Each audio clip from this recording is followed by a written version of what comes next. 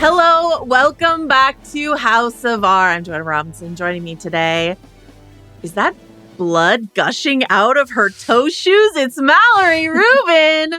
Hey, Mallory, how you doing? Just thinking about you, thinking about the ballet, thinking about the Baba Yaga, thinking about the time that we saw this movie together. We did do that. What a treat that was. What a treat that was. Hello. Hello.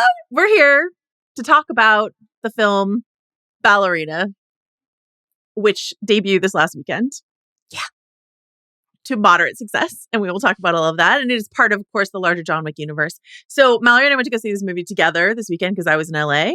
It was Halo's birthday. And Halo's like, hey, you know how I want you to celebrate my birthday? You should go see Ballerina, the John Wick movie starring Ana de Armas.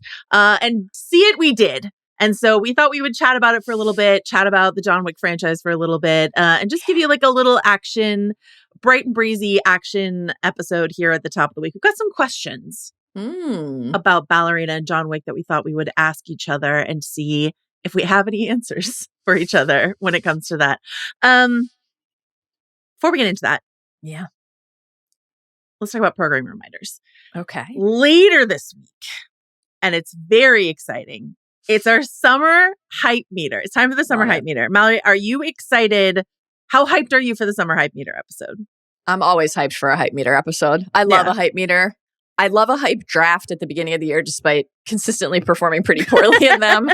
And then I love every seasonal hype meter. I love the opportunity to look ahead to what we're excited about and what we're anticipating most, what the bad babies might be anticipating the most. I love, the whole thing is a shared tradition, but I love the traditions inside of the tradition, including that I do not believe we have a single time adhered to the actual definition of a season. Not once. You know, what is time? This might be like one of the closest season stretches that we get to, but it won't be exact. We'll see. So that's coming later this week. If you have things you're hyped for this summer, we'd love to hear about them. hobbitsanddragons@gmail.com. And then we've got some exciting, we'll announce this in full on the summer hype meter episode later this week. We've got a bunch of fun stuff cooking for the summer that we're really, really excited about in terms of like little mini series that we're doing and stuff like that. So, Mallory wisely told me to save that for later in this week, but I'm just very excited about it. So I just wanted to let you know I'm excited about our summer plans and I can't wait to talk about them on Thursday. So that is what's coming from us later in the week. The Midnight Boys Pew Pew will also have their Ballerina reactions up this week. They saw Ballerina as well. Mint Edition crew is circling How to Train Your Dragon. That is something that they are interested in. And then next week, the Midnight Boys are doing a Midnight Court Superman versus Fantastic Four. So their own sort of like can't wait debate about what's coming this summer. Okay, Mallory Rubin. Yeah, how can folks keep track of all of that and perhaps? I don't know if they missed your incredible performance on the Big Pick 2000 movie draft last week or anything else that they might want to keep track of. What do you think? I'll keep it simple. Follow the pods. Follow House of R. Follow the Ringerverse. Follow Big Pick. Follow whatever you want on Spotify or wherever you get your podcasts. And while you're at it, follow the Ringerverse YouTube channel because you can watch full video episodes of House of R and the Midnight Boys Pew Pew on Spotify. You can watch full video episodes on the Spotify app and on the Ringerverse YouTube channel. While you're at it, follow the Ringerverse on the social media platform of your choosing and send us your emails. The inbox is always open, hobbitsanddragons@gmail.com. Spoiler today. Yes. All of John Wick. That's right. John Wick 1 through 4, Ballerina from the world of John Wick. And I don't have this plan, but comic books, I think, are on the, all the extended, the Continental television show, anything. A TV show that I don't think either of us watched, all of that. I started it. Oh, you did? Nice. Mm-hmm. Okay. A TV show that Mallory started in the last 2 days. Yes. And those episodes are long. There are only a few of them, but they're meaty. Meaty, hefty. All right. Well, I can't wait for your Continental-based questions then. So yeah, everything for the Wickverse is on the table here. And that is my spoiler warning. Should we go now to our opening snapshot? Let's do it.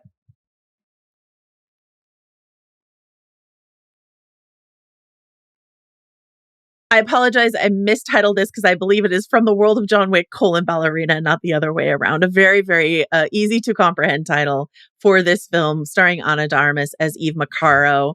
Do you think that a John Wick story just felt like off limits because of a Star Wars story? I don't know. I think they wanted to get for John Wick SEO. They wanted to get John Wick in the front. Yeah. It's not how I would have gone, but I don't make movies. I just talk about them. Ana de Armas stars as Eve Macaro, a ballet dancer / assassin who had a traumatic thing happen to her in her childhood. Her father died, and basically we see her on a revenge mission against a befuddlingly accented Gabriel Byrne, and John Wick pops in here and there to give her advice, fight her, and defend her along the way.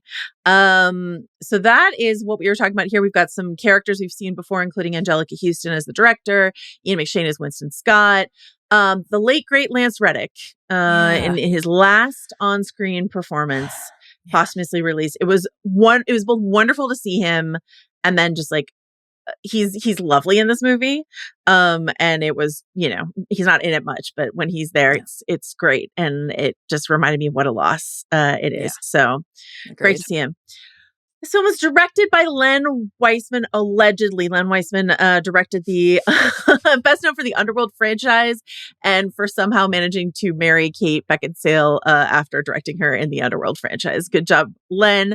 Per rumors, and we'll talk about the reshoots and the rumors thereabouts. Also kind of directed by Chad Stahelski, who directed the other John Wick movies. So the provenance of the directorial efforts here, a little questionable. Screenplay by Shay Hatton, and this is where it gets a little interesting because Ballerina was a spec script that Shay Hatton wrote. Shay Hatton from Oakland, California. Shout out Bay Area. Ballerina was a spec script that he wrote years and years and years ago, inspired by the John Wick 2 trailer. Fun inspo for a movie. Sure. And basically, based on the strength of that spec script, got hired to work on John Wick 3 and John Wick 4. So he's a credited screenwriter on John Wick 3 and John Wick 4. And in making John Wick 3, they basically backdoor piloted Ballerina into John Wick 3 Parabellum. And that is something I discovered when I watched John Wick 3 for the first time after I saw Ballerina, and everything made much more sense to me. But there's also a bunch of other writers that are credited by the WGA, and it's just sort of like always interesting to think about how many writers may have touched a particular project. Anything, what do you want to tell us about opening weekend, Mallory, and how are things looking for our girl Ballerina? Your girl Eve, your favorite cinematic character of all time. Let's talk box office. So we've opened to 50 million. 50 million opening weekend on a 90 million budget, 24.5 million domestic. Usually we record like early Mondays for movie pods, but we're on Tuesday morning here. So these numbers feel solid, like the numbers. Yeah. So that is, Joanna, that is, how would you assess that box office performance? Moderate? I would say it's being characterized as not successful by the people who talk about box office performances. Especially when you consider like a 73.8 million domestic opening weekend for John Wick 4, watching the like budgets increase and then the global box office increase as the John Wick series has gone on has been really interesting. An interesting experiment around looking at the box office performance here. It's not a great opening for Ballerina, and it will really depend. I think word of mouth will depend. Right. You know what I mean? And we could talk about sort of how the audiences are feeling about it, but does it hold steady and just sort of like steadily burn through the summer, or does it just drop off completely and then it will be kind of a disaster, to be honest with you? The fact that, John Wick started as a someone low budge, nobody saw this coming, quirky sort of action movie starring Keanu Reeves, who at that time in his career was not doing well, and it sort of remade Keanu Reeves' career. watching the budget grow throughout the John Wick franchise, but then like watching something like John Wick 4, a movie I actually really, really liked. Co-starring Donnie Yen, Hiroyuki Sanada, had this real global appeal to it based on like all the actors that they brought in for that. And so that one did like gangbusters at the global box office, just like a huge smash hit, number 4. So the question that the franchise faces right now is like, can it be something without Keanu Reeves? That's the question that the Continental show was asking. And that's the question that the Ballerina movie is asking, even though John Wick is in this movie, definitely, and heavily featured in the promotional material. But the attempt to do spin-off movies and TV shows is like, how much can the Wickverse grow and sustain beyond the star power of Keanu himself? What's your sense of that, just based on where we are right now, Mallory? I think that the appetite for the Wickverse is sincere, but also inextricable from John Wick himself at this point. And so I think even with Ballerina, it's difficult to assess because he, like you noted, was so present in the marketing material. It was clear he was going to be in it. It was clear. I'll spoil for you that one of my questions today is a timeline question. I've got a lot of it's not one of mine, but I considered it. Absolutely. I assumed you just knew I would be bringing this on. the BBYs. Yeah. I've got some questions there. But it was marketed as a parabellum adjacent story that was going to overlap with prior Wick canon. And even though the total runtime for John Wick in this movie is quite minimal, he's here in the film. There's no denying it. I think the question of when the Continental show was announced, I personally was quite interested in that. I think the lore and mythology around the Continental, as an enterprise, but also more like a concept, and as this glue guy in the criminal underworld in the Wickverse was really fascinating to me. And my sense, I again, coming to that show quite late, because the reception of it was so quite poor in real time. I've watched 2 of the 3 episodes. I do not feel like the response tells me much about people's enthusiasm for learning more about other aspects of the world. I think it was just about the execution of that particular show. I thought that the hedge in Ballerina was actually quite smart. Okay. Give people enough John Wick to build that bridge to show what again, I have a massive timeline continuity question coming your way shortly, but put a pin in that. Yeah. Just in terms of sheer concept and intent. Yeah. I think giving us enough, obviously it's not just John Wick, right? Winston is here, Sharon is here, the New York Continental is here. Again, I have some timeline questions. The Ruska Roma are here, etc. There are a lot of familiar touch points in the world. And also we are introducing not just a new protagonist where we could get an entire series built around Eve, built around this ballerina character, but also then other characters, Daniel Pine, etc. Certainly the cult seems like something that the wider Wick universe intends to explore further and play with. We have an interesting amount of information introduced and glimpsed, and then a ton of questions, a ton of stuff that we don't yet know and could find out in future films. So we get to simultaneously connect and also expand in a way that I think allows this version of films to exist not in place of John Wick. Obviously, the John Wick 5 murmurs are unavoidable, and that's a movie clearly we're going to get. But in parallel track, right? Question mark about John Wick 5, because Keanu has said, I'm not really sure, my knees hurt.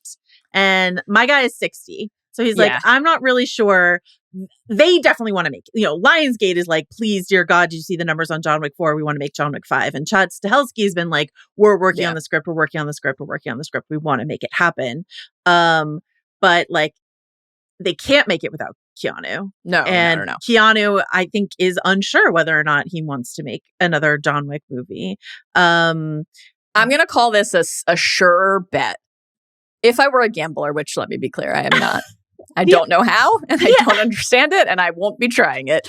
I would say that John Wick 5, starring Keanu Reeves as the titular John Wick, is to me a surer bet than a future Mission Impossible film. It just feels like an absolute lock. If he needs time to ice the knees, take it. Take it, my guy. But I feel like we're getting that movie.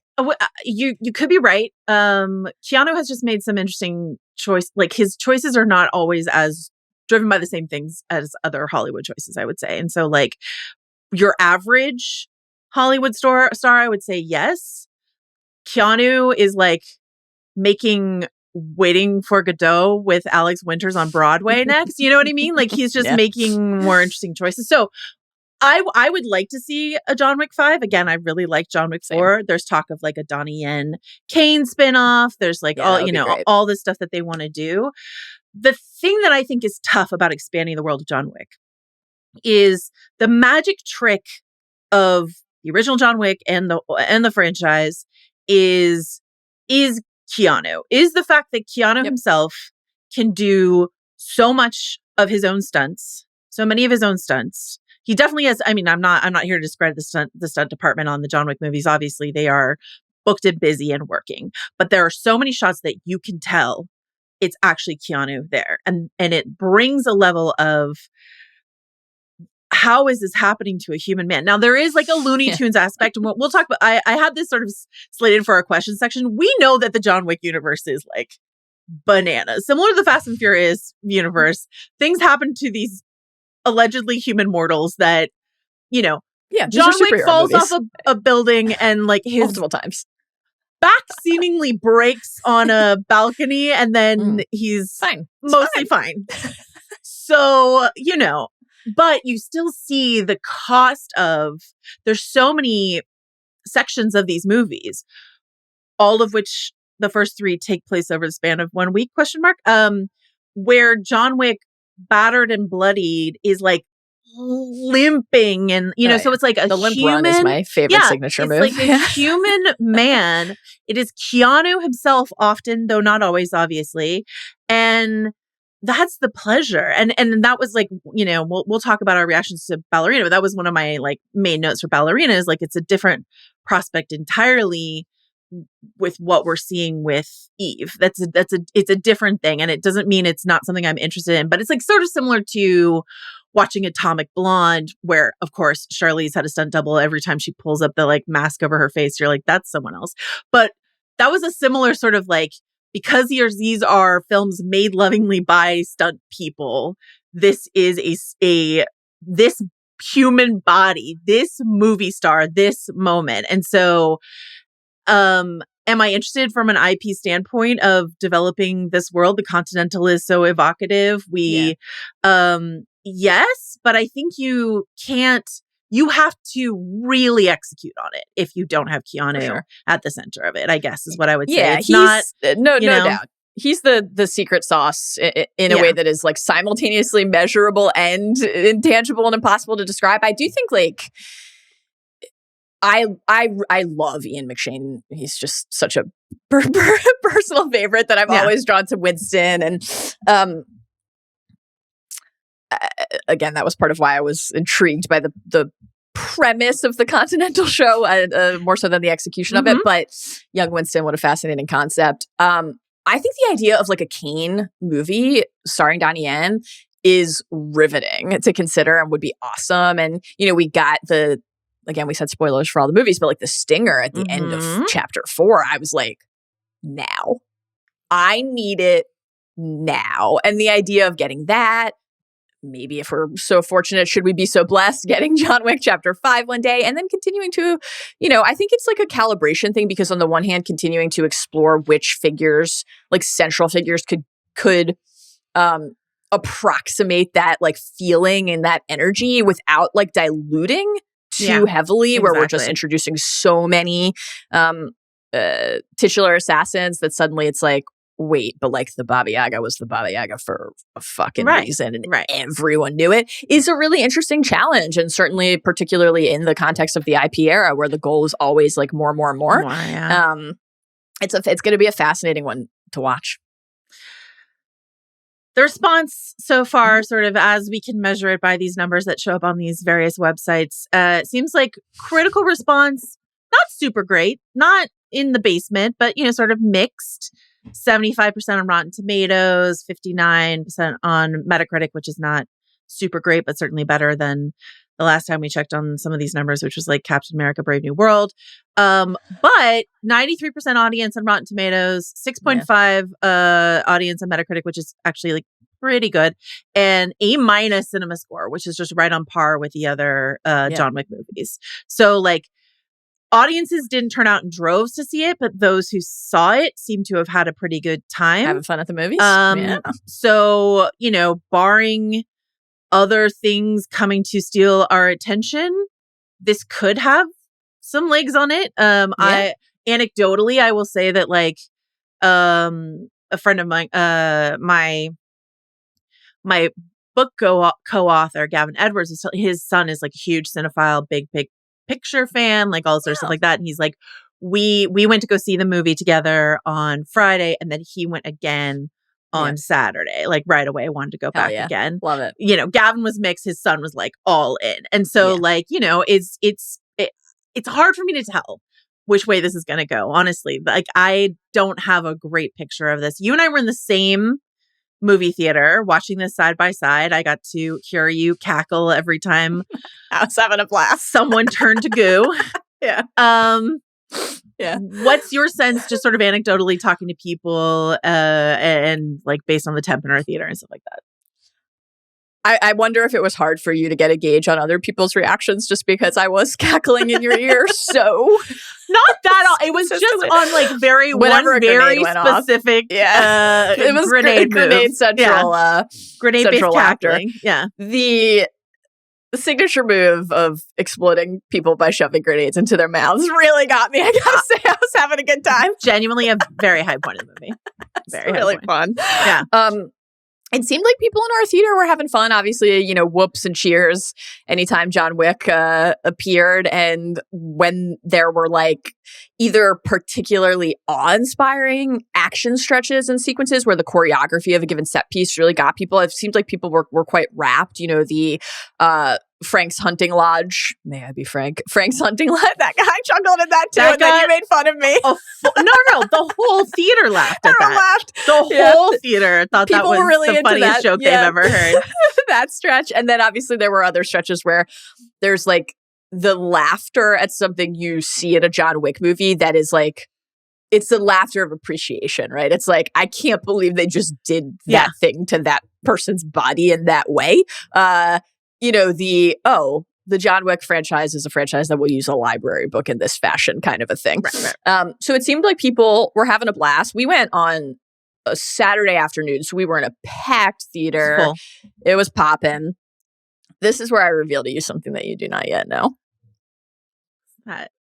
Which is that I went to see the movie again, specifically to check one thing. Actually, two things. They both involve hands. Do you know how unsurprised I am? And here's why. I was like freaking out about a timeline thing, and I was like, I have to go check something. Oh, to check his finger?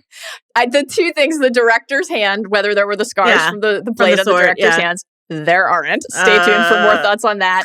And then I was like, was John's finger missing? Which it is. Yes. At the end, but not at the beginning, but at the end. Right. Yes. After in the climax, it's gone. So that's post Elder. Can I just tell you, that was a more muted theater going experience, I will say. Can I tell you how unsurprised I am by this? Because behind the curtain, we bought 3 tickets for the showing. Your husband Adam was like maybe gonna go with us. It wasn't clear, but we were like, just in case, let's buy a ticket for Adam. Adam decides like last minute he's not gonna go. And I think while you were like getting your hoodie or something like that before we left, he was like, she's gonna want to see it again. So I'll go with her then. That's what he said to me. He's like, she's going to want to see it again. So I'll go again. Yeah. And he knew that would not be Halo's birthday that second time. So he was like, I'll go with her then. I was like, okay, Adam. So I am not surprised because I was forewarned by your beautiful spouse. For the finger. I have to check the finger. Know about the finger. So that was a more muted showing than the one we had gone to. But it also wasn't midday on a Saturday. So, When did you guys go? Who can say? Monday evening. Okay. Interesting. Okay. Yeah. Something that has been sort of swirling around, sort of flavoring people's reactions, because I spent many hours, as I want to do sometimes, on the Reddit boards, just like clicking around and sort of seeing how people feel. That's a select, the people who go to the r/John Wick subreddit, like that's a select group of people, whatever. But the main reaction I saw was people saying, I thought this was going to be a disaster because of all the reshoot rumors I heard, but it was surprisingly coherent, and I enjoyed the action set pieces. So we're grading slightly on a curve, which is fine. Like we're all always grading movies on a curve. There's nothing wrong with that. But I think, and this is what we're going to talk about next, the sort of rumors that were swirling around about the reshoots, this can either help or hurt your project. Often it hurts your project. People skip the movie altogether because they hear the rumors that there were extensive reshoots and stuff like that. Certainly the last time we talked about extensive reshoots was around Captain America, Brave New World. And that's a film that if I'm characterizing our takeaways correctly, felt like we could feel all of the cuts and the seams in a way that really the movie didn't hang together for us. This, I think, was a much more successful effort, though you could still feel some of the snips here and there, but it didn't feel like a Frankenstein's monster of an assemblage. What I can get into details about what we know about the reshoots. Okay, so last year the Wrap puts out this report that several months worth of reshoots, and that Len Wiseman, who directed the film initially, is sort of pushed aside for Chad Stahelski, who was the original John Wick director.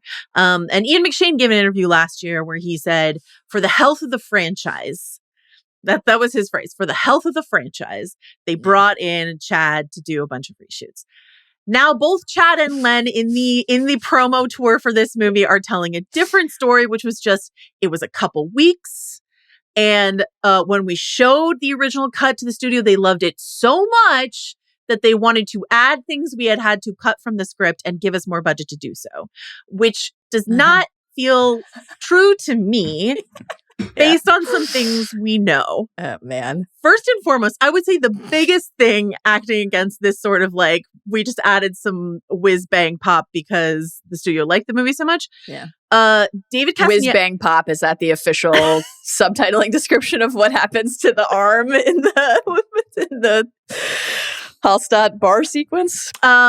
Yes, that is a whiz bang pop. David Castaneda of Umbrella Academy fame, who plays Eve's father in a flashback, an extensive flashback that I would say is 10 minutes at the start of the movie? It has to be. Maybe more. Maybe more. That's a full set piece. Was not cast until the reshoots. Sharon Duncan Brewster, who plays Eve's mentor, was not cast until the reshoots, which means all of the training sequences that happen with that character did not happen until those are significant. I mean, this is the beginning, 35 minutes of the movie. Then, yeah. That's fascinating. Stahelski said he added all the flamethrower stuff, which by my reckoning is a third of the entire movie. That went on for so long. I will say it felt a little more compact to me on second viewing. It? Okay. All right. But it's a robust flamethrower sequence for sure. It's a lot. Norman Reedus' role seems to have been cut down significantly. There's a bit of an awkward, he's sort of left for dead and then, oh no, he's alive, question of whether or not he was supposed to be a part of the rest of the movie. I think that's the main stuff. John Wick's involvement, that's unclear to me actually, because in an interview that she gave to Fallon, I think before the reshoots, Ana de Armas was talking about a fight with Keanu.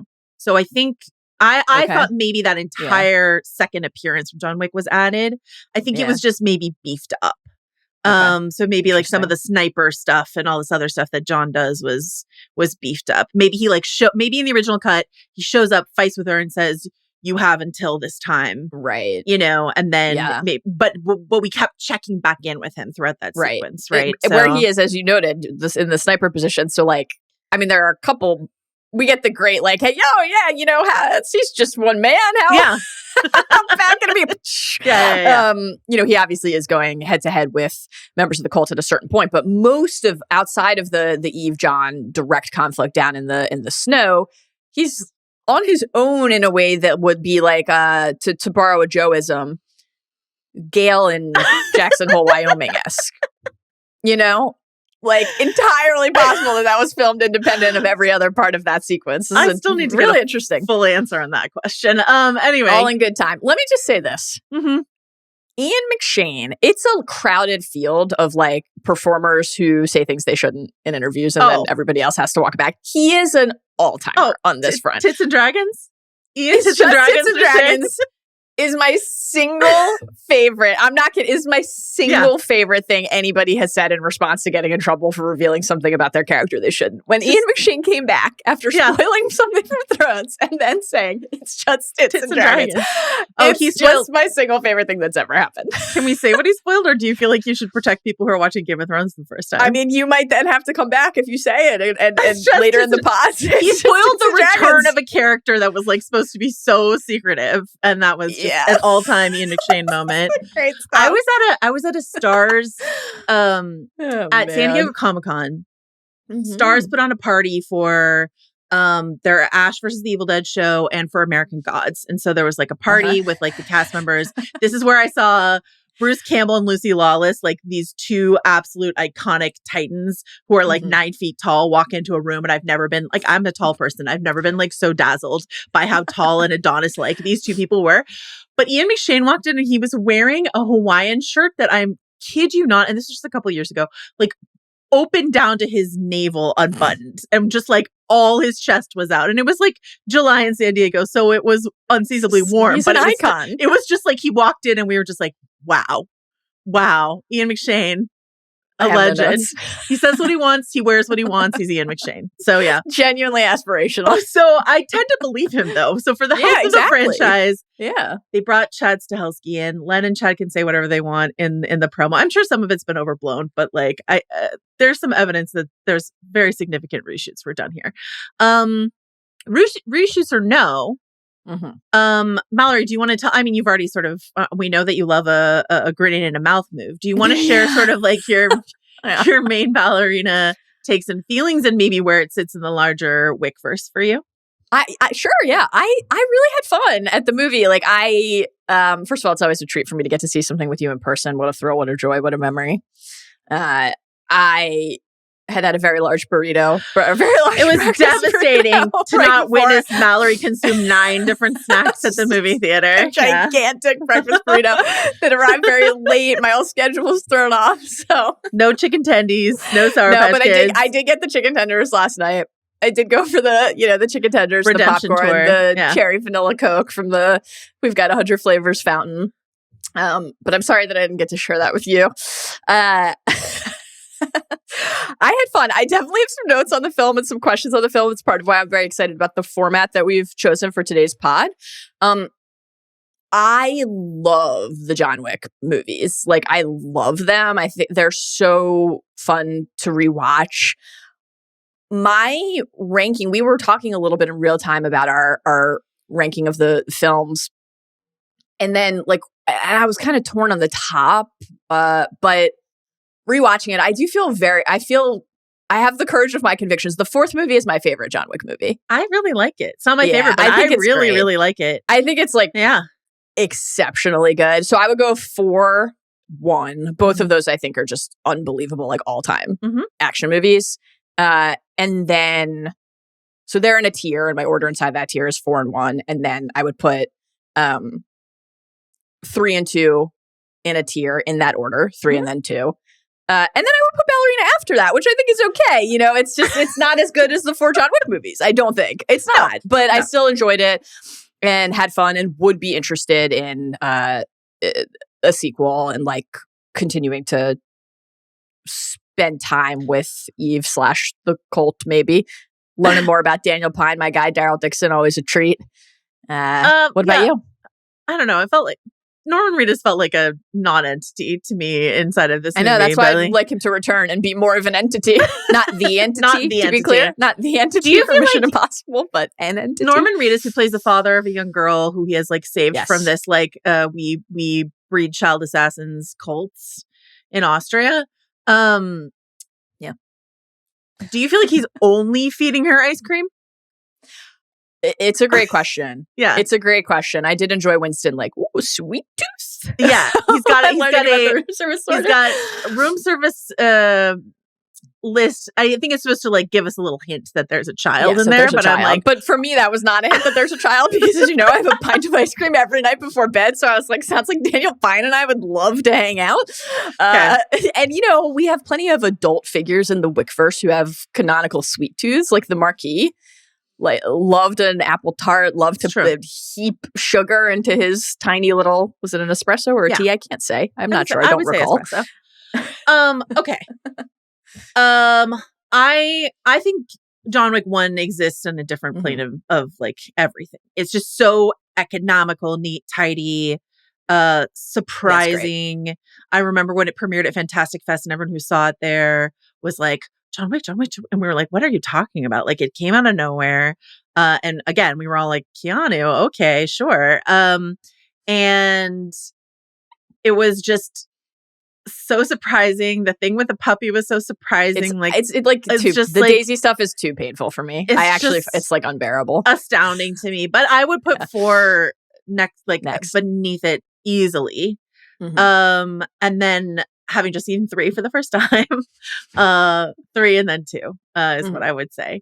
And it's interesting because 4, you and I think are higher on 4 than like maybe people. I mean, it was a smash hit at the box office, but I think when I was like checking out other people's rankings, they don't tend to have 4 that high. But I'm just like, Donnie Yen was like, and the whole like staircase set piece and exquisite. like Osaka is exquisite. You know, Clancy Brown is here. Bill Skarsgård in like the most exquisite suits you've ever seen. One of my favorite memories of John Wick 4. I mean, I was working at the Ringer already, and I remember Van being like, "That's the most attractive a human being has ever looked," about Bill Skarsgård's suits in John Wick 4. Some great suits. Yeah. So I really and like what I think they achieved in John Wick 4. Great character. Yeah, great character. What I think they achieved in John Wick 4 that they sort of lost the plot on a bit in 2 and 3 is like making it all feel a bit more personal again. They tried with 3. You've got the plot with Halle Berry and her daughter, and you've got, you know, the Winston John, assigned to kill each other sort of tension and all of that. But I think that like the personal stakes of 4 made it feel really central again. So yeah, it's all of that. And then it's Ballerina, and then it's the Continental, a show I still haven't watched. I'm so uninterested. It is below. That's last. You can number 5. Last. And in terms of like, I had a fun time the movies. I loved going with you. I do think a lot of the action set pieces worked pretty well, though here's what I will say. I don't think it ended up, it's not in my final list of questions, so I'll put it here. Okay. Why make the whole ballerina set piece, the whole ballerina premise, and not have like her ballet training connected to her fighting style? I asked you this sort of like outside the theater, but and the person I invoked was River Tam, a character in Firefly who has this like astonishing balletic way of dancing, of fighting that was just like so mesmerizing and so different. And so Eve has to get quite creative with grenades and plates and ice skates and all these other things because, as she's told by her cast for the reshoots mentor, she has to fight like a girl because, you know, she's so much smaller than her opponents. Right.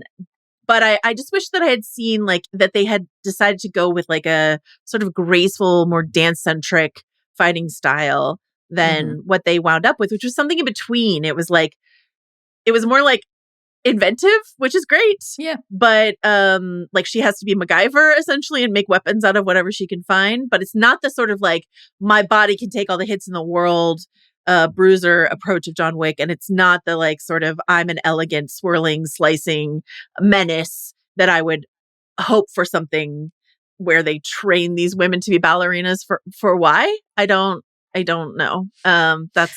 That's a question I have that is not in that I smuggled here. Your actual questions. Yeah. I love it. This is going to be a smuggle fest today. I feel, and it should. You know what? It should be. Great question. There, early-ish in the film, the -11 sequence, the Ice Club. Yeah, I've got some questions about the Ice Club. Not my formal questions, but again, I've got some questions about the Ice Club. There's like when the first fight is about to begin. there's that opening swipe of the sweep of the toe in the ice. Very like, okay, here it is, the balletic training. And I thought that was priming us for that to be like very recurring. And, you know, I think a stretch like the, again, I laughed a lot, very fun and cool, ice skate sequence of the little mini ice skates. You loved the ice skates. It's like, you know what's smart in a John Wick movie? Yeah. Make the floor white so that we can see all of the blood. It sprays everywhere. This is a stroke of genius. And that, you know, both because it's on the ice, but because we're in an ice skating kind of headspace, that was a little bit more, we're swinging, we're twirling. But yeah, I agree with you. That could have been ratcheted up and maybe will in future installments. I think the sequence where we watch her walking out of a place where she has previously walked her way through and killed all these people. Picking up all the knives. Was delightful. Picking up the knives. Great. The body in the elevator. The getting into the car that had been crashed into the wall. Like all of that stuff I thought was like really fun and funny and great. I thought that was great. Here's my main issue with Ballerina. And why it's actually pretty low on my I would like to see more of this list. Because I would much rather get a Kane spinoff. I would much rather we get some knee surgery for Keanu, like whatever we need to do. We both agree that Ana de Armas is one of the most beautiful humans alive. It's insane. Just like so beautiful. It's crazy. She's stunning. Yeah. I find her deeply uncharismatic. And I've had many films to amass this opinion and sort of like see if I'm wrong, and I think I'm right. And or at least for me, for my taste, it doesn't really, I don't find her that compelling. So beautiful to look at. Not in a way that like I don't know how Keanu gets away with it, where like he can just say and I feel it, you know, like he's it's a signature move. It just it doesn't work for Ana in my opinion. So that is my main bumping point with Ballerina. Where I find myself. Totally fair. Should we get to our questions? Let's do it. Okay. So once again, let's preface this by saying we didn't want to get on here and just pick nits, but the main thing we did when we walked out of the theater is we started asking each other questions, or at least I started asking questions. I think Mallory had some questions too. And I was like, is this the fun way to talk about it? We're going to ask some questions about Ballerina and the larger Wickverse. Anything's on the table. A way to celebrate sort of the daffiness, goofiness of this franchise. Once again, I understand that John Wick is a Looney Tune meets video game sort of world. So we're not going to say, how did John Wick survive? Obviously getting his back broken. Don't worry about it. It's just John Wick, baby. Forget about it. But what other questions do we have that we want to check in on as it pertains to this franchise? I do have a timeline adjacent question. So maybe let's start with your timeline question, and then I will throw in my adjacent question underneath it. Okay. So I would say this is my most like serious, actual capital Q question. I have then I'd say a mix from here of like vibes questions and a couple actual like plot questions where might we be going in the future. But it's this is the most intense. Okay. How can we, despite that preface, how can we reconcile the timeline questions with John Wick himself, with our beloved Baba Yaga? I will run through some key details and aspects of this question, and then you chime in on whether this is just okay and something I should move on from, or whether this is something you have been noodling on to. You wouldn't be you. I love a BBY. Okay, here is, and let me also say as like a preface, entirely possible I'm missing something. Entirely possible I'm forgetting something. Entirely possible that there is an actual answer and explanation for this. But I'm not sure there is an answer and explanation for this. And so let's just talk it through. Yeah. You know? Let's just talk it through. As our pal David Jacoby says, like, no bad ideas in a brainstorm. I'll throw it out there, see what everyone thinks. Okay. Here's what we know. Ballerina, the film Ballerina, includes an expanded but direct sequence from John Wick Chapter 3, Parabellum, which is John getting his ticket porn with the Ruska Roma, the director, in exchange for passage to Casablanca. Now, we recall from John Wick Chapter 3 Parabellum, John is, at the time of the ticket tearing, excommunicado. The director will be punished for helping him. I'll come back to that in a second. Okay, here's another thing that we know. It is explicitly stated in this movie with words on the screen. 2 months pass from that until basically the rest of the action in this movie. The director sends John, this is just another fact, an orphan of the Ruska Roma after Eve, an orphan of the Ruska Roma. And John arrives in Hallstatt to participate in the climax of the movie. Those are the facts. Now, I would like to present to you some additional timeline markers across the franchise that orient us, but alas, also disorient us. Set us adrift on a sea of lack of continuity. Okay, go for it. John is missing the finger. The ring finger. He is missing the ring finger in the Hallstatt sequence of Ballerina, meaning definitively and undeniably, and again, I went back to see the movie a second time to look at his hand, the climax of Ballerina takes place after John went to see the Elder in John Wick Chapter 3 Parabellum. That is where he cuts off the finger and offers it up in exchange for the bargain that they make in that scene. The director does not have scars on her hand in the movie Ballerina. I have a counter for you for that. Tell me. Somehow, between the events of John Wick 3 and the events of Ballerina, even though some of them take place concurrently, the film legend Anjelica Huston has had so much plastic surgery on her face. Could she not got it on her hands? Perhaps have gotten plastic surgery on her hands? I feel like that has to be the case then, because sure, there's actually no explanation. Watching Ballerina, I was like, and I told you I had recently seen another thing with Anjelica Huston where I was like, when did Anjelica Huston do this to her face where she looks something like a Muppet? And then I watched John Wick 3 afterwards. I was like, see, her face still looks pretty normal in this one. Like she's had a procedure too, but like this is a face of a now she's just like ballooned out with filler. Anyway, point being, perhaps it's plastic surgery in the hand. What is your next? Okay, I am not an expert on hand plastic surgery, but if that's a thing, then maybe that's the answer, and maybe that would be why the scars are not visible. Because if it's not that, then here's what the absence of the scars on the hands implies. It implies that this part of this movie takes place before the adjudicator and Zero punish the director by stabbing her through the hands. And that just doesn't, to be blunt, does not make sense or track, because sequentially in John Wick Chapter 3 Parabellum, the hands are cut before John loses his finger. So that just doesn't work and is incredibly confusing. Sorry, go ahead. Keep going. No, more hand thoughts? Scar hands? No, hand just scars? sort of like we have to ask, like, what is the status of the director's relationship to John? This is okay. So here's some other timeline markers.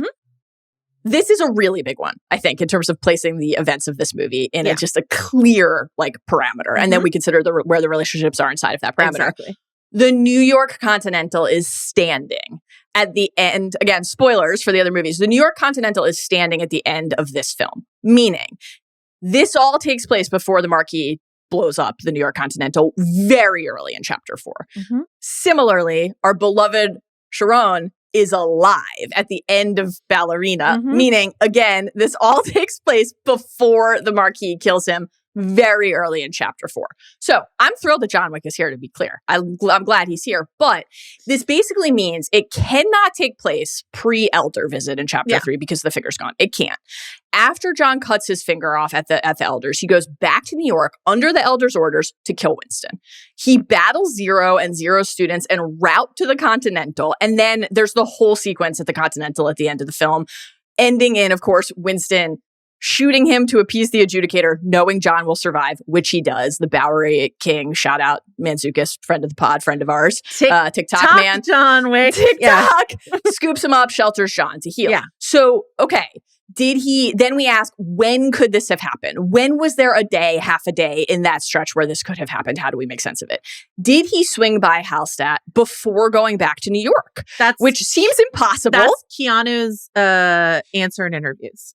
That between killing the elder, a different elder, in the beginning of John Wick 4 and the destruction of the hotel, John Wick took a detour to Austria to help Eve.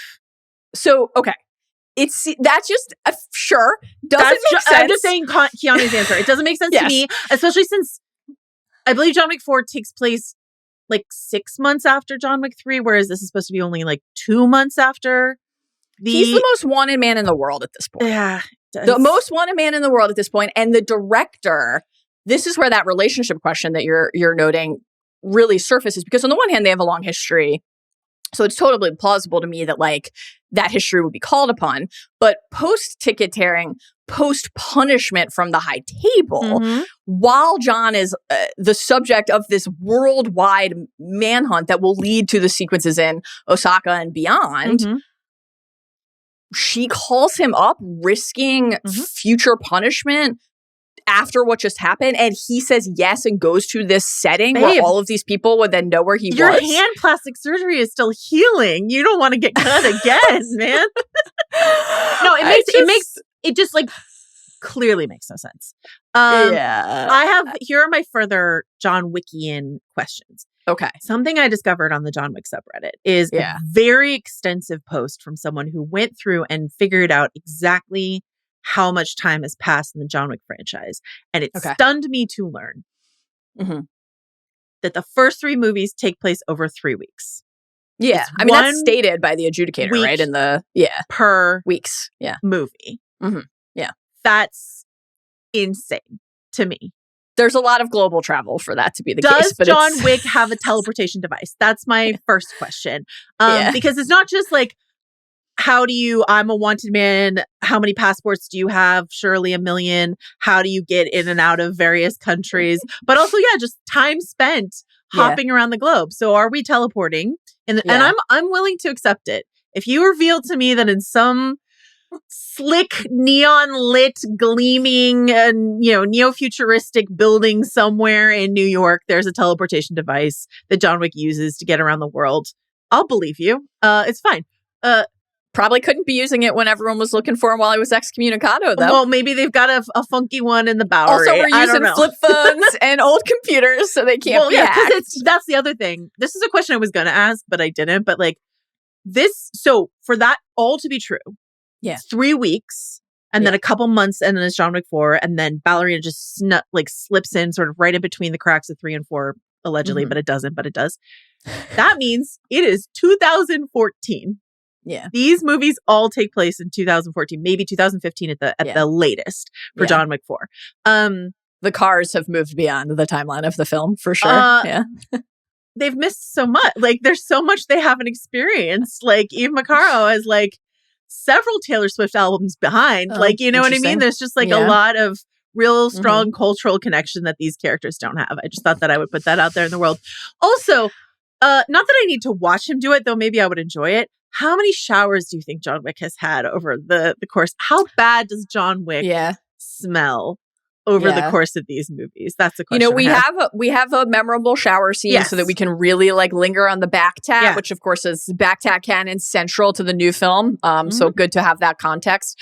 But in general, I have the hygiene question is a great one. I often wonder about food. Sustenance, you know, it just must be it's obviously clearly exhausting work, and like you need. Do you think he's on the Soylent? Like, what is he doing? Perhaps, like how are we staying hydrated? But one of the moments in chapter 4 that I really love is when Mr. Nobody breaks up the drink at the end on the bench and like gives his pup some. But you know, we're rarely seeing John stop for a bite, for a nosh.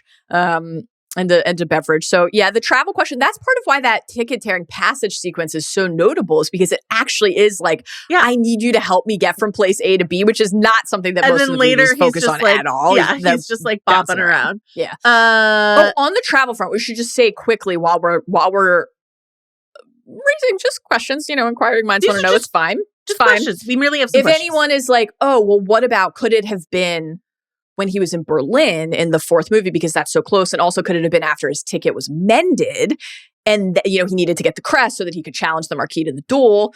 Could that have been, because he gets there right away? It's like by, right? By midnight, that would explain the director being willing to call him excited. But no, that simply cannot be. And let's just say it explicitly, because the Continental is already in rubble. It just can't, it can't happen that far into chapter 4. And so we have questions. And that's so fine. It doesn't make sense. And that's okay. We bent the space-time continuum we did to allow some Pearl Jam in The Last of Us and to allow John Wick to be where they needed him to be when they needed him to be there. For the health of the franchise. For the health of the franchise.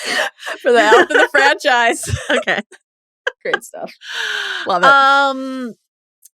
That was sort of a combined one from us. Do you want to go again or do you want me to go? Go for it. Okay. 2 of my questions are John Wick 3 based because I did quite recently watch this film for the first time. How long and using what meaty treats do you think it took Halle Berry to train her dogs to bite dicks almost exclusively? Like, Thank you for asking. Yeah. Thank you for asking. Yeah, you're welcome. This one's for you. I swear, this was like part of my prep process for this pod. Not the how do you train a dog to bite a dick. I did not look into that. Yeah. Nor do I intend to. However, I was, as you've already discussed thoughtfully on this very podcast, Fight Like a Girl was like a key part of our initial journey here with Eve. And I was thinking there's a lot of dick attacking in this movie. And so I was like, is that part of, but no, because if we pan back across the prior films, attacking the dick is just a central part of the canon across movies and characters. It's a go-to move.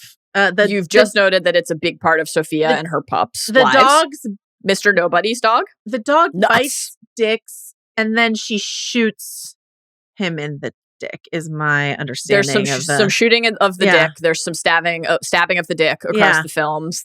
And of course, Mr. Nobody does this too with his wonderful pup, right? Just shouts nuts. And then the dog goes to the nuts. Bites someone in the nuts. And then Mr. Nobody will shoot that person in the head because it is a John Wick film. So how do you train, whether you're Sophia or Mr. Nobody, your dog to bite somebody in the nuts? I don't know. I think it's a great question. And this is why you are one of our leading scholars and journalists. Yeah. Well, okay. So my question is like, do you have a series of like dummies and you've attached like snossages to their groin area to like train the dog that like, that's where you want to go first. It's like go straight for the crotch no matter what. But also they have to be able to separate friend from foe. Like I was really astounded in watching that sequence, which is a great sequence in John Wick 3 in Morocco. Those dogs are biting everyone, but John Wick. John Wick's dick is safe. Thank God. Yeah. So how do you say that's a friendly dick? Don't bite it. Like I don't know. I have a lot of questions about dog training, but this is my main ones. Like it's quite dick centric in this particular case. Yeah. Some really intense my questions only for Braun only get better from here. So we're gonna come back to Braun, let me assure you. Okay. Oh, okay. Great stuff. What's your next question? Okay, here it is. I've got some Continental stuff for you here. Does the Continental need a stronger policy? Like need a better rule book regarding no business being conducted on the premises? Because this rule, which is designed to ensure secured sanctuary, right? If you have secured sanctuary, you are safe. You put a hand on the lowest step, you are safe. Exactly. Is violated, and let me be clear here, in every single John Wick property. Every single one. Now, you might say, that's nothing. Think of how many Continentals there are and think of how many members of the Wickverse criminal underworld are in a Continental at any given moment in time. We are seeing something that is exceedingly rare when somebody violates that. However, I would posit in turn that, again, we have seen this in every single John Wick installment. The first John Wick film, of course, our beloved Miss Perkins. Could not care less that no business is supposed to be by the way, on the premises. What a great character who should have survived so she could have had her own spinoff, honestly. That would have been great. Ms. Perkins was a fucking badass. Also, the conversation with John and Sharon after the Ms. Perkins attack, it's like, do you need a dinner reservation? So that's kind of an interesting, like, oh, well, you didn't do this. Somebody did this to you, but like, we understand that you might need to do something in turn. All sorts of loopholes inside of the no business. Okay, John Wick 2, obviously, how does everything happen that sets up the events of the next couple films unfold? John wasn't in the mood for a bourbon. He shot Santino in the head at the New York Continental. That's a pretty big violation. John Wick 3, zero students, John, everyone, Sharon. It is just full on war in the New York Continental after it is deconsecrated, allowing this battle to unfold, which brings me to John Wick 4, where there's once again a full-on battle at the Osaka Continental after it is deconsecrated. So it's like, you have sanctuary, you're fine, until someone walks in and says, this place is deconsecrated, and then we can just kill everybody. And then in Ballerina, all of the goons, 3 people, all it took was the Daniel Pine bounty going from 2 million to 4 million for them to be like, fuck the rule book. I'm attacking. This is not an effective rule book if that's all it takes. I'm sorry. There are bounties at 4 million all the time in the John Wick universe. Contracts of 4 million. I will say, actually, like, there's a leaderboard. At it's one pretty point, high. Yeah, it's when it very gets to that high. Price. Like, that's very high. Like, when they put the bounty on Eve at the end of Ballerina, like, that is 5 mil. Crazy high. That's another continuity question that people had, where it's just like, her bounty's 5 mil. So when we see the leaderboard in John Wick 4, if the events took place when Keanu said they did, she should have been on the leaderboard. At the top of the leaderboard. That's a great note, folks. It's another timeline question. Also, Joanna, things are, I will tell you, happening. Violent things are happening all the time at the New York Continental, the television show, The Continental.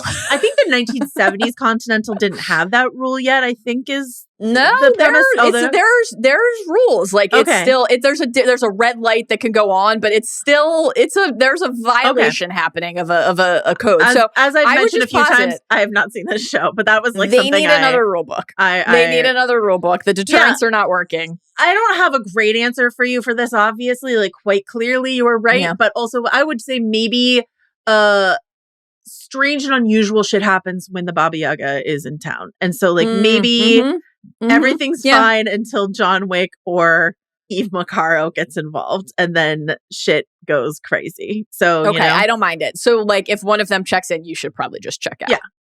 I like this. This is you've solved it. Okay, we don't need a new rule book. We're good. I would like to hit you with a smuggle, and this is just not a question, but just like an opportunity for us to express some passion for travel and real estate. While we're on the Continental front, I'd like to ask you, now that the Prague Continental has entered the chat, which Continental is officially your favorite Continental? Is it Osaka? It's Osaka. Yeah. Has to be, clearly. Right? No offense to Winston and the New York Continental, but it's pretty low on the list. Obviously Osaka. Now, it is deconsecrated, so that's tough. But in our brief time there, I mean, the cherry blossoms, the bamboo, the water features, absolutely beautiful. The architecture was breathtaking. Koji, R.I.P., Akira, like, just, I wish we had spent more time there. That was stunning. I'm gonna say that Prague has moved to number 2 on my Continental Power Ranking. Nice. So I thought that structure was gorgeous. I know why. The green I know marble. why. They're robust ice cream offerings. If I hear that I can have ice cream delivered to me via room service, I'm pretty much set. And if it is being delivered to me in a room with a fun slanted window and beautiful green marble, and they, as we know, because the remote was changing the channels actively when it was being used to break someone's jaw, John Wick, not John Wick's jaw, just John Wick, the John Wick movies. They've got Buster Keaton. They've got a number of things that you can watch. They've got lots of channels to watch. So Prague's number 2. I'm going to say New York is 3rd. Just in the middle, and then Rome, and then Casablanca. Because we didn't see enough of Casablanca. I would put Casablanca number 2 personally, but like something I do know enough. I'll remain open. Here's an asterisk. Yeah, we didn't talk much during the movies because we're polite people and we don't talk during movies. But when they did the establishing shot of Prague, did I not lean over to you and say, "Should we go to Prague?" And you said, "I've always wanted to go to Prague." So the fact that it's number 2 on your list is not wholly surprising. It's right by the water. I've always wanted to go to Morocco, so I think Morocco number 2 on my list, and then probably Prague. Yeah. And nothing against the Rome Continental. It seemed great. Julius, I will say, genuinely one of my favorite moments in all of the John Wick movies is when Julius, the manager of Rome, greets John and says, I'm paraphrasing. Tell me one thing, John. Are you here for the Pope? It's incredible. Just an absolutely incredible moment in the history of film. And I've always wondered, like, what if the answer to that had been yes? I mean, it wasn't. It was no. But what if it had been yes? The question is, which Pope? American Pope? I don't know. Okay. Got to put us in the timeline. And you know what? Actually, Rome maybe should be higher on the list because that stretch in Rome in chapter 2, where we've got the sommelier, which is just about the weapons, the tailor, the seamstress, the cartographer. Great shit. All good. Great shit. World building wonderfulness. Here's my next question to you. What do you got? Now, we saw Ballerina together. Mm-hmm. We did not talk to each other through most of the movie because, again, we are polite people. But I did out loud with my own mouth when the credits roll said, "Oh, brother," when we got the Evanescence Fight Like a Girl song that played over the closing credits. So I want to ask you, is this one of the worst needle drops of all time? Now, I do think Evanescence was the right mood. I think Evanescence is a great choice. But when the lyrics are, tell your lies, yeah, you can run your mouth, but can you fight like a girl, and take this world? You swallowed your fate, stone cold, feed the snakes, hold that fire, say my name. Baby, can you cry? Can you fight like a girl? I hated when they had the line earlier in the movie, you got to fight like a girl. And I hated this song so much. I'm on record as hating the I'm Just a Girl needle drop in Captain Marvel. Yes. I am now 100% at peace with that because this has displaced it for me. Okay. I hated this song. It really annoyed me. So is this one of the worst needle drops, or did you love it? Were you vibing with it? No, I'm aligned with you on this one. I thought this was unfortunate. I think we don't need to knock the Captain Marvel needle drop down the list. There's room for both at the top. They're both really bad. They're so bad. What I will say about learning that Sharon Duncan Brewster's character Nogi was added. So all the training, lecturing and stuff like that was added.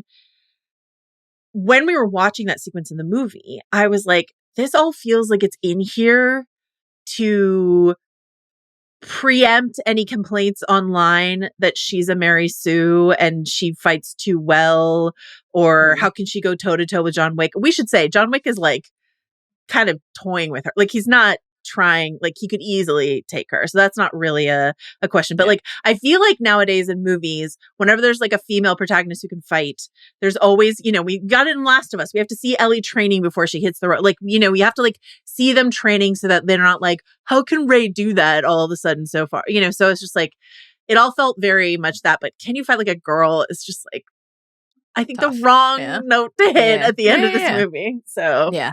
I'm with you there. I did enjoy the training sequence because I tend to enjoy a training montage, and I thought the paintball stretch looked pretty fun. No, I like a montage. It was more like everything that was said. It was less like watching these people get flung around. Though I will say, you watched it a second time, so you know better than I did. I'm probably not. I was just on finger watch and scar watch. You're often on finger watch, I find. So like in John Wick 3, when he goes to visit the Roma Ruska, and he's seeing them train in their blue and red outfits. Yeah. They're in little like shorty kimonos. And so like their legs are out. In my memory is in this movie, they've got full blown pants on. Yeah. I missed the little shorts. I thought the little shorts under the kimonos or whatever you call, it's not a kimono, obviously. The little like, martial arts jacket. I'm sorry. Please don't fire me. I'm not a martial artist. Anyway, I thought that was like a great look in 3, and I felt like it was a downgrade in Ballerina. Here's the thing, though. Both of those sequences in chapter 3 and in Ballerina do feature peeling, bleeding toenails. Yeah. So you had that, at least. And that's a comfort. I will say that. Actually, follow-up question I have. Is the ballerina that we see in John Wick 3, even though it's played by a different actress and we do see her face, do we think that's supposed to be Eve? I think the tattoos are the same. You know what I mean? Is the tattoo inscription the same? I think so. It is? Like, yeah, I think so. So that would be the tell, right? Because they all have different tattoos. Yeah. So if the inscription across the top of the back matches, then that would be That would be the tell. Actually, this was not one of my 5 questions, but now that we're talking tattoos, do you think, does everyone get to pick? Does every member of the Ruska Roma get to pick their inscription? Like, did John get to say like "Fortune favors the bold" will be mine, and did Eve get to say "Light in the darkness" will be mine? Obviously, I'm giving the English translations here, or were those assigned? It's a great question. I don't know. Me neither. What's next for you? Okay, here you go.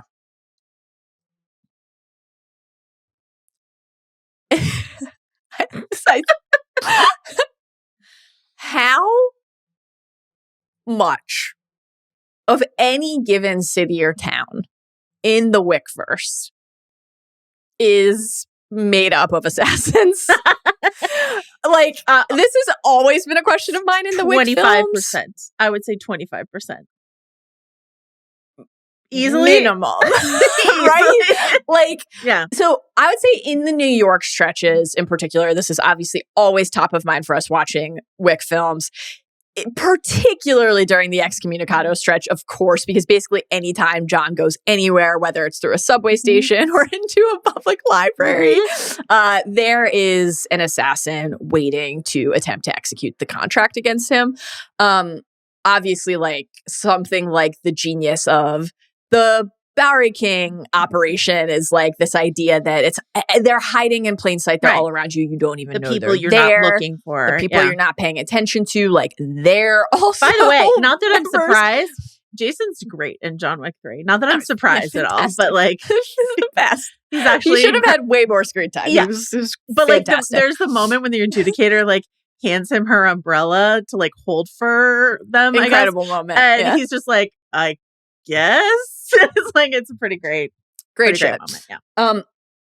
This is kind of a question everywhere in New York the most, but it was also then very keen in the Paris stretch where it seemed that every third person John Wick passed was a trained and highly lethal, though ultimately unsuccessful assassin attempting to kill him in the Arc de Triomphe, the stairs, anywhere he might have gone in Paris on his way to challenge the Marquis in the duel.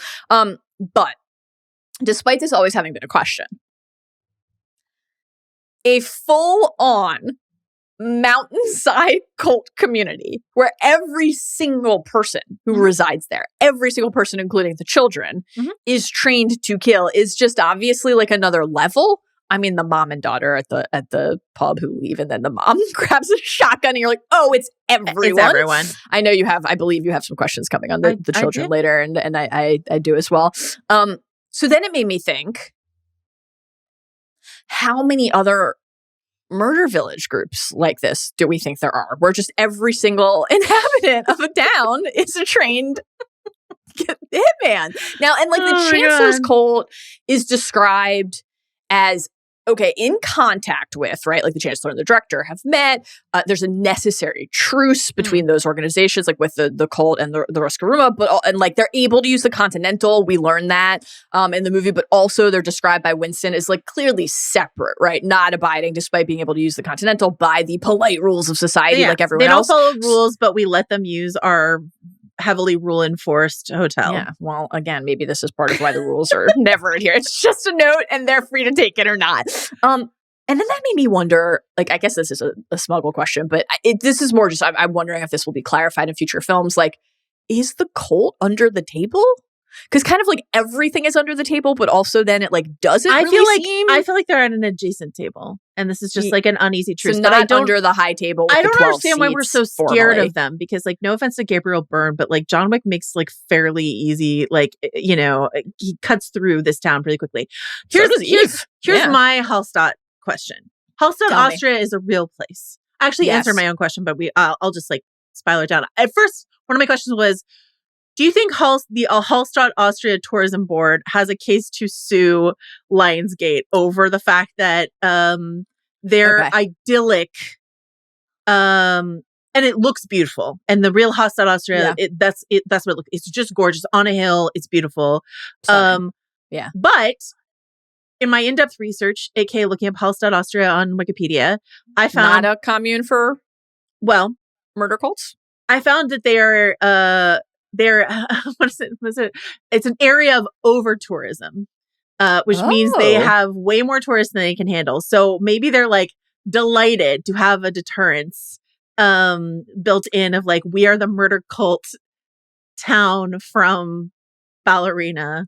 Joanna, I gotta tell you, a John Wick story. You want to go to Hallstatt. I am going hard the other way on this. The conversation that Adam and I had driving home was like, what do you think the property values are? Like, go to Hallstatt. Okay. How hard would it to rebuild one of these stone and wood structures? Let's do all of my Hallstatt questions. Please. How much, and I asked you this outside the theater, but I'm going to ask it again for the general public. How much do you think their entire economy is based around ballerina music boxes? Is it ice skates and ballerina music boxes that's like our main export from Hallstatt, Austria? Can you use those music boxes to barter for other goods? I have some questions about this.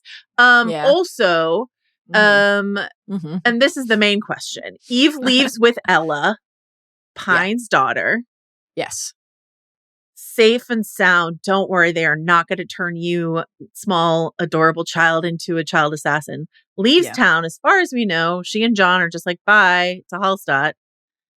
Leaving behind just an entire school full of children who are being trained to be assassins. Yeah. Fuck them, I guess? Question mark.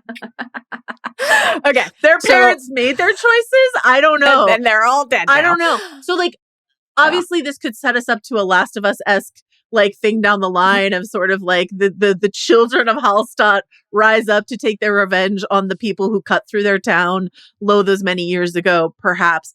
But I just like, why save one child when you can save all the children? I have questions about that, about the future of these children assassins. So I knew this was going to be one of your questions because we talked about this in the wake of the movie. So I have prepared my next question is a sub question to your question. Please. It's related. I think you're asking the important things here. What happened to all those kids? I mean, the dude who walked by, the little kid who walked, by the car who Eve almost hit, and then he like points the gun, his handgun, and then obviously when we see the school and they've got the targets at the schoolyard. I mean, the mind wanders with what those kids are up to now. Here's my follow-up question to your question. Will the director and the Ruska Roma slide in to recruit? Because their whole thing is orphans. The whole thing. They love an orphan. Is like, okay, so you could just like picture Angelica Houston like sweeping in and saying, children of Hallstatt, come with me. Sadness isn't enough. I need pain, and you've got it. You've got it. Come on in. Roughly, what percentage of Hallstatt, Austria do you feel like was wiped out by this visit from Eve and John? Good question. Whether they were roasted and toasted by a flamethrower gun that we have questions about the mechanics of those flames, or like, but again, that's under the Looney Tunes umbrella. I'm not that worried about it. But what do you think? How many of the people that John and Eve killed were parents of these child assassins? So many. I think basically everyone, my understanding is that basically everyone who's there is like, I was trained to be an assassin elsewhere and I'm like here now to raise my family. Yeah. So I think like it's like a bunch of families. Yeah. And they killed many of the parents. So I think not all. Put a pin in that for a second. This will come into play with my last question that I have. But before I get to, I think a person who might be alive, which I'll hit you with in a minute. And by I mean the internet and the people making the movie who are talking about it in interviews, just to be clear. But so I think that like one of the questions that people seem interested in the wake of the film is like, could the remnants of the cult be like the next big thing beyond this movie? Like, is there, and that gets to again the question of like, if they're not under the table, maybe that's helpful because so here's a quote from an Empire interview with Chad Stahelski. Quote, "The saga of John Wick was pretty wrapped up. So the only way to do a 5 is to have a new story that involves John Wick. It's not a continuation with the high table. John dealt with his grief. It will be really different and everybody will see the trailer and go, holy fuck, I gotta see that." End quote. He's probably right. If they put out a trailer for John Wick 5, most people are going to watch it and say, holy fuck, I got to see that. But so like that seems, and could things change? Sure. Like a very clear, and I would say this is the right impulse. We did the high table thing. We're done. We need to move on. So then that would indicate maybe it's something else entirely, but like the idea that the cult could be the germ of that. Possibly. Sure. I don't hate it. But then I don't think the director can take all the children. The children have to stay there and continue their murder village. You know, and I love that you really want to go to Murder Village. I love that you're calling it Murder Village. Just so pretty there. You want to go see it. Do you think then that whatever this thing is should be called From the World of John Wick: Murder Village? Is that what you're pitching right now? Why not? Okay. Now, I think the fact that the franchise is John Wick Chapter 2, John Wick Chapter 3 dash Parabellum, John Wick Chapter 4 is borderline sociopathic and just should not have been allowed. Correct. So I would love some title continuity moving forward. That said, while Parabellum is the outlier, I do think that's a sick movie title. It is. Honestly. So I would like lean into that a little bit more. And Murder Village, does it stem from a key phrase, you know, to if you want peace, ready for war? I'm paraphrasing. I believe it's something like that. It is. I don't know that Murder Village has similar roots in a phrase of note like that, but we can workshop it. So what do you think? Do you think the director is going to go recruit the kids? Because like, okay, so John, we know, we should just say, is an orphan of the tribe, right? We don't know yet who John Wick's parents are. I will say this has been one of my recent discoveries now that I've entered the Continental hive. Huge theory about a couple characters in the Continental being his parents. Oh, fun fact. Which, should I say it or not in case it's so few people listening to this have seen it? It's not confirmed, to be clear. There's just a very popular theory. There's also the like question when Winston at the end of John Wick 4 puts his hand on the tombstone, you see the tattoo. Yes. And then says son. Son now does not mean anything to me because you can call anyone son. But you know, is Winston his dad, for example? If you don't want to hear the theory, hit fast forward twice. The theory is it's Winston's brother, Frankie. Oh. And so that would make Winston his uncle. His uncle. When that Frankie and Yen from the Continental TV show are John's parents, which I think would be actually really interesting for Winston to have a blood tie but not actually be his dad. Spoiler. And again, it's not a spoiler because it's not a known thing. It's just a theory. But like, I don't know if you don't want to know that those are characters from the show. I'm glad you mentioned Winston and the tattoo because I think it's possible that if somebody missed out or forgot about that, you'd see Ballerina and you'd be like, why is Winston showing up and taking Eve to the Ruska Roma? But that tattoo implied that he had a prior connection to that group. So, by the way, yes. I am always listening to you and paying attention, but I also happen to go do some tattoo research, and that is not the same ballerina, different tattoos. So don't worry about it. Different ballerina. And I guess all ballerinas of the Ruska Roma are forced to do that exercise where, I don't know, do you think the director perforates their toe shoes so the blood gushes out of the bottom of it? Because that's a lot of blood, Joe. That's not what toe shoes, like you could fill your shoe with blood if you're a ballerina, that can happen, but it's not then going to like gush out all over the stage. So the fabric holds the blood. There's not just fabrics. There's like layers of like cardboard inside of your toe shoes. It absorbs the blood. Yeah. Unlike the plastic bag that Eve was holding the severed hand in when that iconic New Yorker woman was like, ma'am, your bag's leaking. And she's like, thank you. Thanks. It would hold the blood better than that plastic bag, is what you're saying. I think, a good toe shoe. Now, again, if the director, just for shits and gigs, likes to poke holes in their toe shoes so that they have to slip around in their own blood on the stage, I wouldn't put it past her. I would not. She's put it past a sociopath. One more thing on will the director recruit the children of Murder Village front? Yeah. Let me just throw this out there. On the like conspicuous lines and moments in the film front, does she know who her parents are?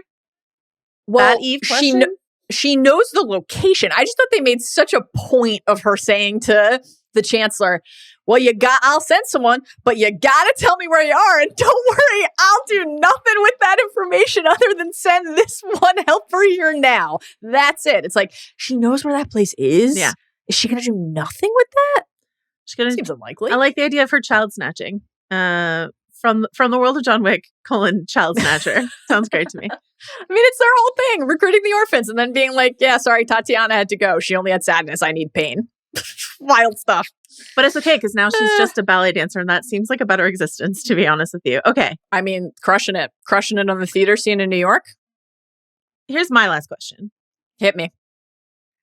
Does anything capture the continental global appeal of the John Wick universe better than the absolutely garbled, mishmashed accents that we hear from Jerome Flynn in John Wick 3 and Sharon Duncan Brewster in From the World of John Wick: Ballerina?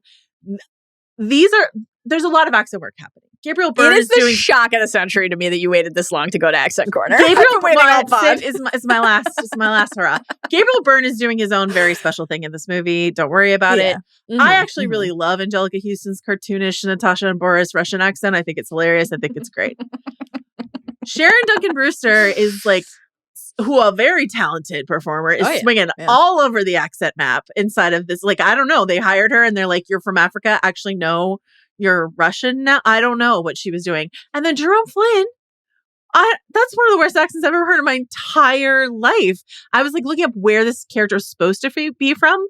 And the internet was Italy ? Because his name is Barada, not to be confused with the cheese. It's spelled differently. But it sounds almost Dutch to me. I don't know what good old Braun of Blackwater is doing.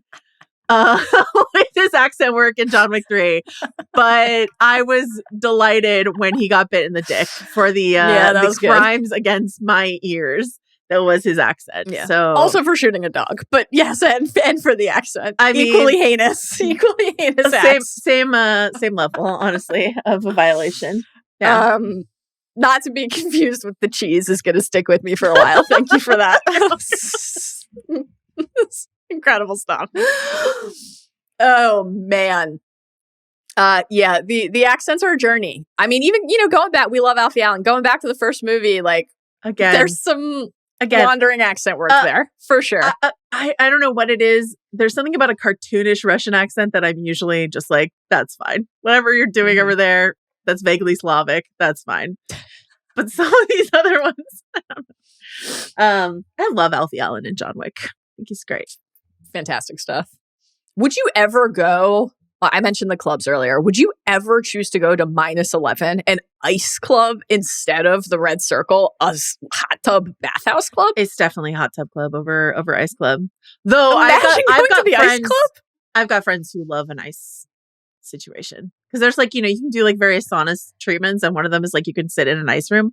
Could never be me, but I know people who love it. So. A treatment? Sure. Yeah. A night at the club, let me be clear, not a thing that I know anything about or have ever done or intend to do. What if you have some really nice outerwear you want to show off? You're look at this tremendous fur coat. Eve had the fur when she walked in, which struck me as quite practical given the temperature in there, but obviously impractical for combat. But it just, I'm do we need to be worried about frostbite? What sort of ice burns do we have from the contact between the thigh and the ice floor? This is, to be clear, not my actual final question, but it is on my mind. It's up there. It is on my mind. What's your last question? My last question is an actual plot question and a canon question about the movie and where we might go from here. Okay. Who do you think placed the hit on Eve? Who opened the contract on Eve? Because this is an open question. And you noted the $5 million is a hefty price tag. There's also just the widening of the eye when the contract is open and the hit is ordered. And I took that as because it's in the response to the confirmation number part. Mm-hmm. So it's about who is calling that leads to that facial expression in response. I thought it but it can't be to the amount because that hasn't been stated yet. I think it was about the who is placing the call more than the amount, but I'll have to go see it a third time to know for sure. Okay, so I would say most people seem to think it's someone associated with the cultists. Though we should note, it is, I think, at least possible that it was the director who ordered the hit. That would be my number one guess. That was my read, actually, seeing the movie, because I think we linger on the director, and then we go basically immediately into the hit. Mm-hmm. And obviously, there's the prior, but she's family, and the director's basically Tough shit. Yeah. So, we know that the director is thinking about preservation of her family and her operation over the individual members inside of it. So the director, I think, leading candidate. It seemed like most of the internet thought it was someone associated with the cultists, which I was surprised by because when we left, Adam was like, it's definitely someone with the cultists. And I was like, wasn't it the director? So I think this is an interesting debate. Do you feel like the cultists have that power to put that bounty out? Maybe that could be part of the we haven't heard from you guys in a while. Right. But I think this gets to the question of how associated are they with the larger machine here. Okay. Could it have been Eve's mother? I would like to share a couple quotes with you. Oh, tell me. Director Len Wiseman, who may or may not have actually made the movie, as you previously explained. Made at least some of this movie. But I will refer to him as the director of the film. Sure. For the purposes of sharing these quotes. To Brian Truitt, USA Today. Quote, "For those looking for a tease of where Eve could go next, director Len Wiseman says to pay attention to the bounty on Eve at the end of the movie. That was, quote, a Keanu idea, the filmmaker says, and it speaks to, quote, the spirit of the consequences behind this world. But, quote, it's ambiguous who put that contract out. And end quote. And while the audience will have to wait to see who that mystery person is, quote, I have my fun, really dark ideas." Second quote to throw your way from Big Len here. Okay. This is to Entertainment Weekly. Big Len. To EW's Sydney Bucksbaum. Quote, "At one point, I had in the script that she meets her mother, and we never got there. We were maybe going to shoot the scene, but that's always something that we hear. Her mother's dead. But in this world, you never know who's really dead." I mean, there was an element of when Eve does get the contract on her at the end, we don't necessarily know for sure who put that contract on her. Again, this is a quote from the director. Mm-hmm. And if that path led to that, maybe her own mother put the hit on her. That would be brutal. End quote. Okay. What do you think? I mean, I guess that's Len's theory, so it's a fine theory. Len is saying in general, theorize, speculate, it's an open question. So that's fun. But also he's like, but what if it's the mom? Okay, first of all, there was zero doubt in my mind that her mom was still alive. Like, of course her mom is still alive. For sure. Like, of course she is. This is very Alias season 2. Shout out Lena Olin, always as Sydney Bristow's mom, a Russian operative. I mean, it worked really well in Alias season 2. So if you just want to do Alias season 2, but make it John Wick, I will happily show up. You were asking me about schools of child assassins, and I was like, well, that's just Alias. They did that on Alias. And if they want to do mom working against you, but for you, with you, against you, constantly, I would watch it for sure. $5 million is a lot. That's a lot. Who would you cast as Anna Armis's mom? I have no idea. Okay. Who would you cast? It's a great question. Someone stunningly beautiful? Yeah. The most beautiful person that has ever existed, but is the right age demographically. Is interesting. The sister, very handsome father stuff, as well. Oh, yeah. I thought David Castaneda was like really good in this. Same. Wish we'd gotten more. Yeah. Reddit seems to have hated that whole action sequence, but I like a smoke grenade, so I had a fun time with it. Red smoke? Well, it was just like, stuff. It was just funny. Here's what's happening with the reshoots thing. Basically, everyone's like, the part of the movie I didn't like, that was obviously originally there. And the part that I did like, that's obviously a reshoot. And I'm just like, it's not that clear. If they cast David Castaneda during the reshoots, then all of the opening stuff is Chad Stahelski. And if that's true, then you can't disavow that fight scene. I quite liked David in all of that. I thought the sister stuff was really wasted in the movie. Yeah. So if they want to do something, she could have other siblings. And if they want to do something, half siblings, if they want to do something with the mom, they should do it. Love that. Oh, wonderful. Sounds great. Those were my questions. I can't believe you didn't ask about the flamethrowers. I know we sprinkled it in. It's Looney Tunes. Okay, fine. This is not okay. The flamethrowers, the everlasting gobstopper tanks that are on those flamethrowers, fine. That's fine. Yeah. Tommy could have really used it against the bloater, as we said in real time. We did. Large, Pals. Great capacity. Do you think those tunnels in Hallstatt, Austria, once again, a real place that you can go visit, they're famous for their salt. Do you think those tunnels were coated in petrol and that's why they all like lit on fire? Like stone is lighting on fire. Again, it's Looney Tunes. It's fine. That henchman's, his name is Dex, I believe. His foot gets lit on fire. And we thought it would come back to play, but it doesn't. It's just a thing that happens. Mallory made a Harry Potter comp with like the two flames sort of. Yeah, the water and the flame. Yeah, the water and the flame was just like, I throw a vodka Cadbury, you throw Expelliarmus. It's so long. Like you said it blew by. I feel like she's slowly pressing forward with the world's strongest fire hose for so long. Yeah. Anyway. Yeah. Ballerina. Do you have any commentary on the hair not catching fire? Obviously, the I forgot about that. How does she still have her hair? But the hair? Targaryen blood inside of the ballerina. You love to see it. Here's my suggestions. Chad Stahelski, when he was doing reshoots for this movie, I think it resulted in him either like losing. I don't know exactly what happened with the custody of the Highlander movie with Henry Cavill. I think it's gone to Amazon now. I don't know if Chad's still involved, but the implication is that he had to put that on pause in order to help with the reshoots to this movie because Lionsgate was also supposed to make Highlander. Now they're not.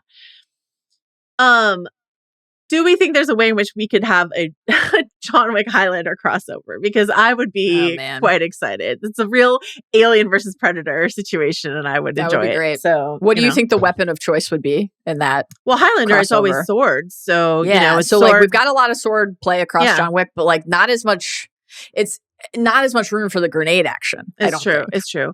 Sword versus and as gun previously kata. mentioned, a lot of people are exploded with grenades in the film Ballerina. And it was memorable. So the way you kill a Highlander and you take their powers by cutting off their head, do you think it still works if you explode their head with a grenade? Probably. Did you have a favorite grenade exploding a person moment? It's a tie between the guy, the table and the hanging. Yeah, the table and the hanging. The dangling. The joy in the table moment. Yeah. Is the way in which the visual effects or whatever, because she's got a thing like stretched taut around him and then he explodes and whatever, the grenade belt then like falls forward with her. That was cool. Because you're just because that guy's goo now. So there's nothing holding that grenade belt up anymore. Just gone. Yeah. And the guy previously who she'd put behind the metal door. Oh, yeah. And had shoved the grenade in his mouth. Yeah. And then he's exploded through and the wood wall. Yeah. He's also gone. Just paste. Just mist. Gone. Pink and mist. The guy in Hallstatt is duct taping the grenade into his face, dangling with the rope. And then as everyone looks, like the guy in the eye looks through, everyone's mist. Spray paint. Mist. What do you think is happening? Here's a question. Okay. What do you think is happening? What's the state of Eve's hearing after the events of this film? She's like within inches of multiple explosions. A question Reddit had a lot of thoughts about. Yeah. Does she have earplugs that we just haven't seen? Flame retardant hair products and earplugs. Yep. She needs a cue.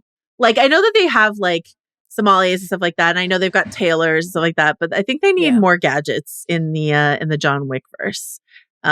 They need a cue. What is Ben Whishaw doing? Can he come over and? Oh my God, what a dream that would be! Cue in a John Wick movie. What a dream that would be! Ah, boy, great stuff. All right, I think we did it. Yeah. The eye survives, right? I feel like the eye survives. The character, the eye in Hallstatt. Yeah. I would see more of him. He's in The Life Aquatic with Steve Zissou. I like that guy. I would love to see him again. Okay, so the eye. Yeah. Eve's definitely living mother who potentially ordered a hit on her own child and like dozens and dozens of murdered children. Sounds like we have a second movie. Okay, well, that has been our journey through the John Wick verse. Will Mallory continue watching the Continental, Mallory?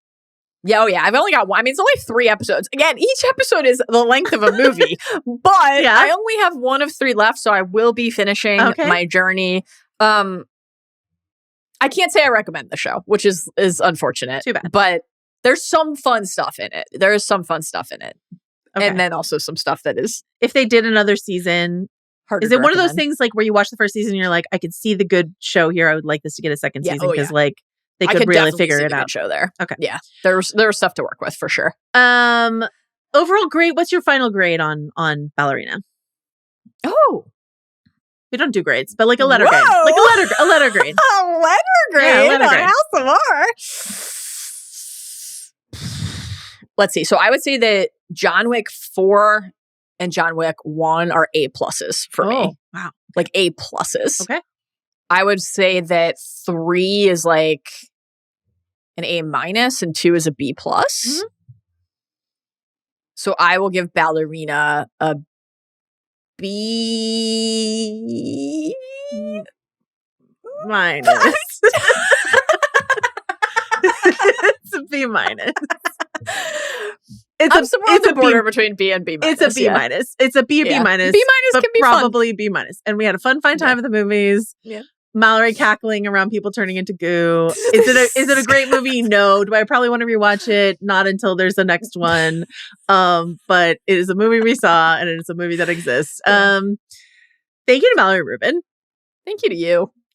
You're my Baba Yaga. Oh, it's only one of you, a creature of myth and legend. Yeah, terrifying, right? No, awe-inspiring. Oh, awe-inspiring. Okay. Yeah. Deconsecrate your Continental in advance of my arrival. I'm Joanna Robinson. Thank you to all the folks who worked on this pod today. Jesse Lopez, John Richter, Arjuna Rankopal, and Jomia Dinaran. Lots going on in Los Angeles right now. Our thoughts are with everyone down there. And thanks to our team for working on this pod today. And we will see you later this week. Bye.